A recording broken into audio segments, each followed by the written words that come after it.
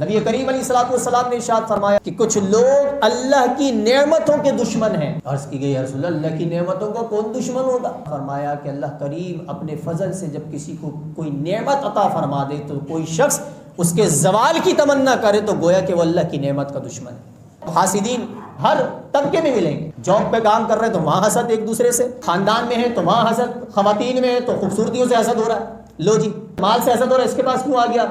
کسی کو کوئی صلاحیتیں مل گئی تو حسد ہو جاتا ہے، کسی کی آواز اچھی ہو گئی تو حسد، کسی کا انداز تکلم اچھا ہے تو حسد، کوئی انداز تدریس اچھا رکھتا ہے تو حسد، کوئی اچھی صلاحیتوں کی بنیاد پر آگے بڑھ جاتا ہے ہم پیچھے رہ جاتے ہیں تو حسد ہو جاتا ہے، احساس کمتری کا شکار جہاں ہم ہو جاتے ہیں وہاں حسد ہو جاتا ہے، کیونکہ وہاں ہمیں اپنی ذلت محسوس ہو رہی ہوتی ہے، دوسرا آگے نکل کے میں پیچھے رہ گیا، دوسرے نے ترقی کر لی میں پیچھے رہ گیا۔ تو کئی مواقع ہیں حسد کے، اور یہ دل کی خطرناک بیماری ہے، اس کے متعلق سیکھنا بھی ہوگا، اس سے بچنا بھی ہوگا، بچنے کی کوشش بھی کرنی ہوگی، لیکن ورنہ یہ ہماری نیکیوں کو کھا جائے گا۔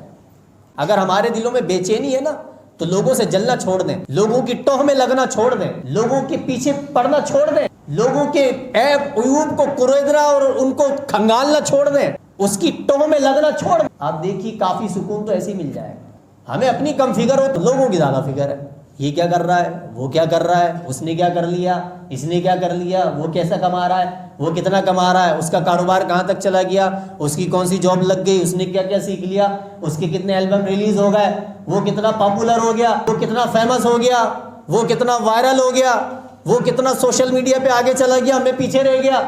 ہے۔ بھائی یہ لگے ہوئے ان چکروں میں، بھائی اپنے اوپر توجہ دو، اپنی صلاحیتوں پر توجہ آپ دیں گے، اپنی صلاحیتوں پر توجہ دیتے ہوئے آگے بڑھنے کی کوشش کریں گے، انشاءاللہ آپ کو کامیابی مل جائے گی۔ یہ اس طریقے سے حسد کرتے ہوئے لوگوں کی ٹوہ میں لگتے ہوئے آگے بڑھنے کی کوشش کریں گے، ہمیشہ ہی بے چین رہیں گے۔